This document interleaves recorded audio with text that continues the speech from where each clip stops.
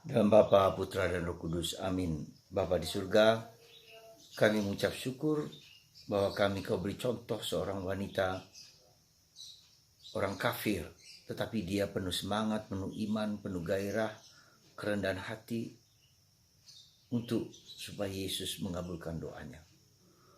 Bantu kami belajar dari wanita kafir ini. Terpujilah namamu kini dan sepanjang segala masa. Amin.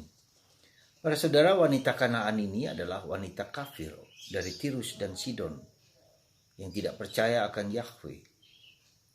Tetapi karena problem hidupnya begitu berat, maka dia berteriak-teriak untuk mohon kesembuhan dari Yesus supaya anaknya yang kerasukan setan itu disembuhkan.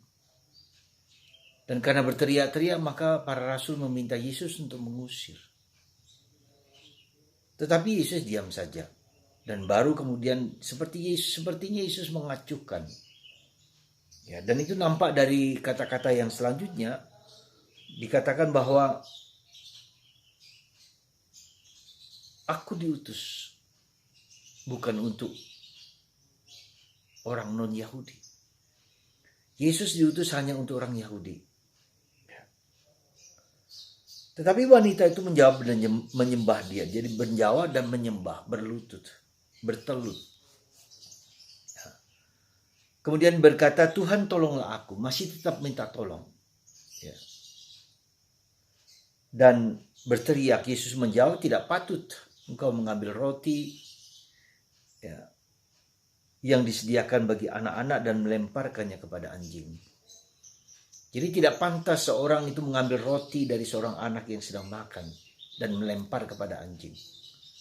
Jadi nampak di sini kita lihat bahwa Yesus juga cuek, nggak peduli, bahkan menghina. Dia adalah anjing.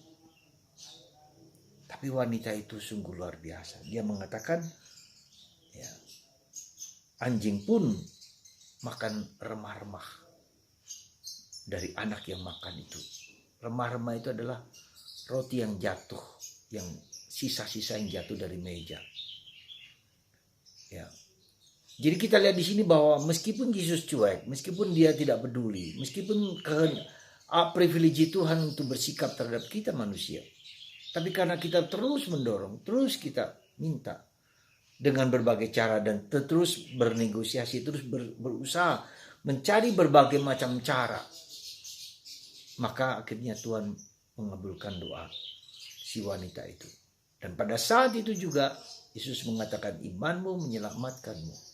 Anak itu sembuh dari sakit, ya, dari kuasa kegelapan. Mengagumkan, sangat-sangat mengagumkan.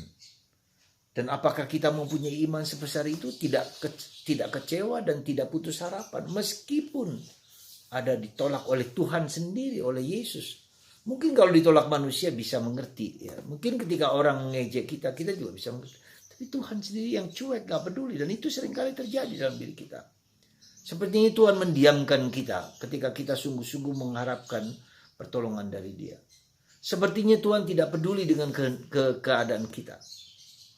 Dan itulah yang sepertinya, saya mengatakan sepertinya karena Tuhan selalu setia dan mau menolong kita. Tetapi kita tahu dikabulkan atau tidak dikabulkan, itu adalah hak prerogatif Tuhan. Ya, kita tidak bisa memaksa, kita tidak bisa mendesak, tetapi Tuhan mempunyai hak yang tak bisa digugat oleh siapapun. Dan kunci untuk bisa begitu menurut saya adalah perjuangan dan kerendahan hati. Ya, perjuangan dan kerendahan hati. Tersungkur di depan Yesus. Demi sesuatu yang sangat ia rindukan. Yang ia sangat dambakan. Yaitu kesembuhan anaknya yang kerasukan iblis. Dan ini juga menjadi suatu pertanyaan bagi kita. Apakah kita juga ketika kita mengalami peristiwa penderitaan salib yang tak henti-hentinya, yang begitu berat bagi kita, bisakah kita memiliki iman sebesar wanita Kanaan ini? Sekali lagi, para saudara, mari kita dengan rendah hati, mari kita dengan tulus dan jujur, mari kita dengan penuh semangat untuk mencari sesuatu yang dibutuhkan oleh kita kepada Tuhan.